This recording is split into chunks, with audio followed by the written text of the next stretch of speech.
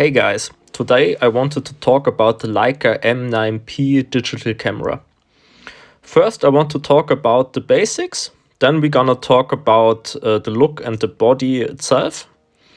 After that I will show you some samples and we will discuss what the camera can do and what not. And after that I quickly talk about the camera's problems, especially the sensor corrosion, and a little bit about costs. So the M9-P is a digital camera with a full frame sensor. It has 18 megapixels and it can go up from ISO 160 to 2500. It's manual focus only. That's it. So on the top of the camera we have the on-off switch with single continuous and auto timer. We have of course the shutter dial, hot shoe. On the front of the camera we have the frame line selector, lens release, and of course the rangefinder itself. On the back we have all the buttons you need for ISO, menu, etc. and of course the finder itself. On the left we have a bad USB port, don't use it. On the bottom, as you could see, we have the tripod mount, place for your batteries and your SD card. The M9 maxes out at 32 gigs.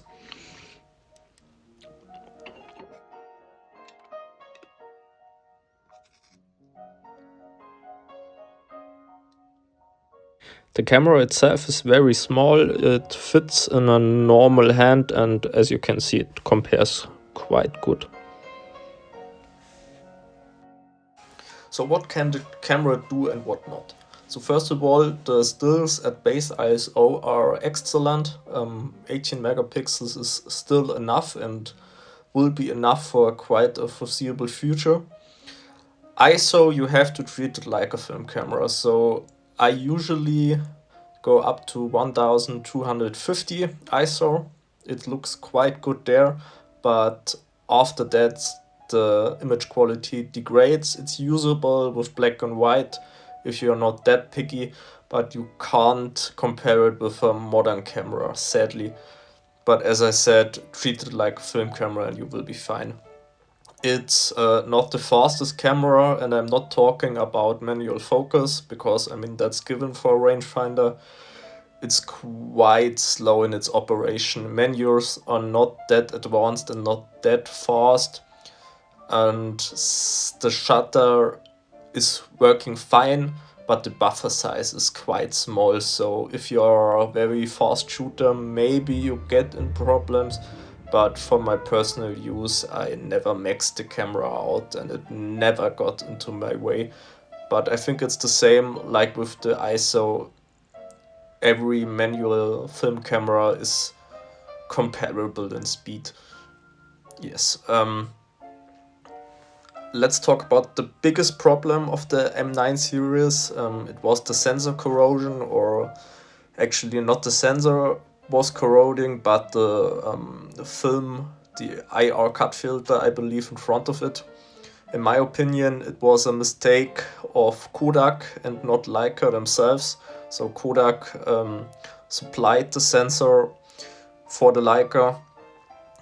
They had an service where you could send your camera in and they would change it to the newer generation of that sensor, which will not corrode.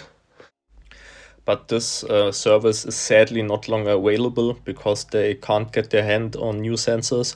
So if you buy a used Leica M9, always check for the replaced sensor and ask the seller for proof, a service manual or something like that, a bill from Leica. And that's the biggest reason some Leicas are very cheap on eBay, around 1,500 to 2,500 euros. And these cameras usually don't have the swapped sensors.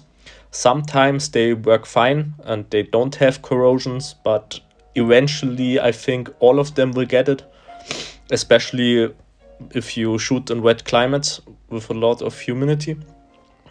and the M9s with the changed sensors usually go up to around 3,500 euros, of course dependent on their wear and tear and shutter count, and the M9P is usually around 500 euros more. I think you could get a really excellent M9P for around 3,000 euros.